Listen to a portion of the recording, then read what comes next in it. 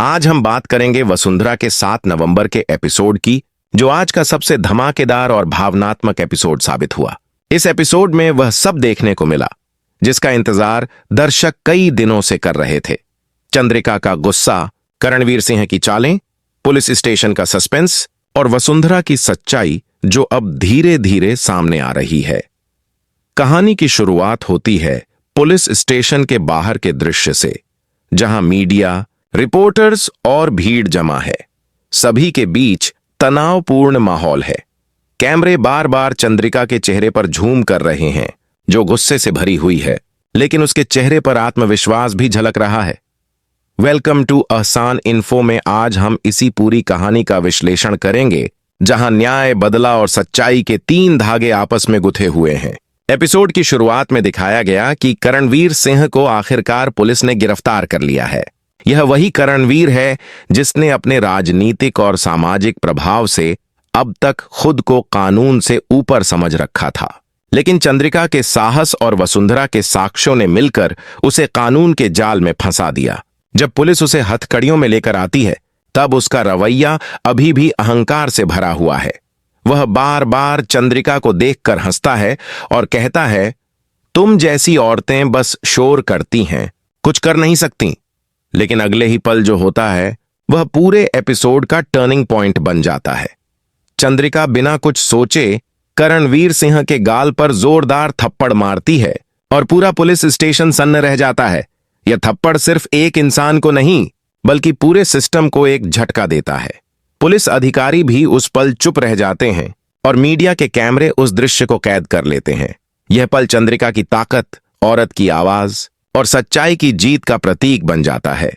चंद्रिका कहती है, यह थप्पड़ उस हर लड़की के लिए है जिसे तुमने अपने रुतबे से डराया, उस हर मां के लिए है जिसका बच्चा तुम्हारे जैसे लोगों की वजह से रोया, और उस हर इंसान के लिए है जो न्याय की उम्मीद में जिंदा है।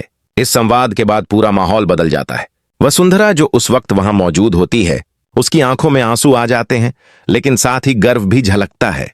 एपिसोड का दूसरा भाग और भी गहराई में जाता है, जहां वसुंधरा अपने पुराने दर्द और संघर्षों को याद करती है। फ्लैशबैक में दिखाया गया कि कैसे करणवीर सिंह ने उसके परिवार को तबाह किया और कैसे चंद्रिका ने उस वक्त कसम खाई थी कि वह उसे कभी नहीं छोड़ेगी।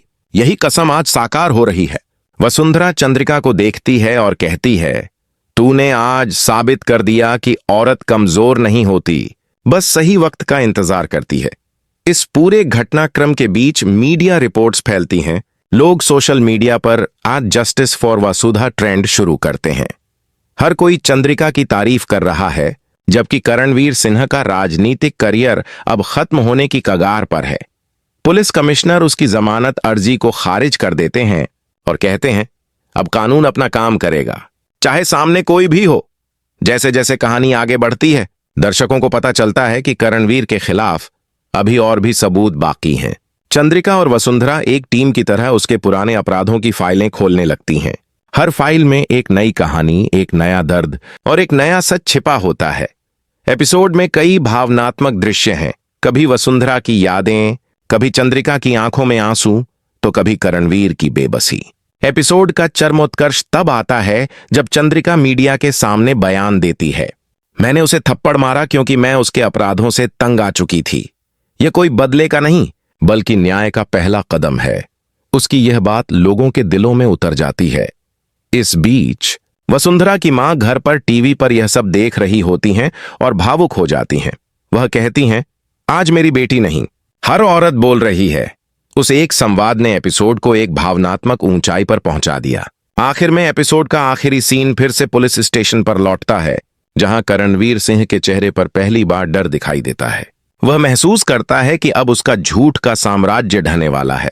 चंद्रिका उसे देखकर कहती है, सच को देर लगती है, लेकिन वह आता जरूर है। इसके बाद कैमरा धीरे धीरे वसुंधरा की ओर घूमता है, जो पुलिस स्टेशन के बाहर खड़ी होती है। उसके चेहरे पर शांति है और वह आसमान की ओर देखकर मुस्कुराती है, जैसे वह कह रही हो, अब न्याय की शुरुआत हो चुकी है। वसुंधरा का 7 नवंबर का यह एपिसोड भारतीय टीवी की उन कहानियों में से एक बन गया है जो दर्शकों के दिलों में लंबे समय तक गूंजती रहेंगी। यह सिर्फ एक थप्पड़ की कहानी नहीं थी, बल्कि उस आवाज की कहानी थी जो सालों से दबाई गई थी और आज फिर से जिंदा हुई। वेलकम टू एहसान इन्फो में आज की इस पूरी कहानी का यही संदेश है, जब औरत बोलती है तो समाज सुनने पर मजबूर होता है। न्याय भले देर से आए, लेकिन आता जरूर है।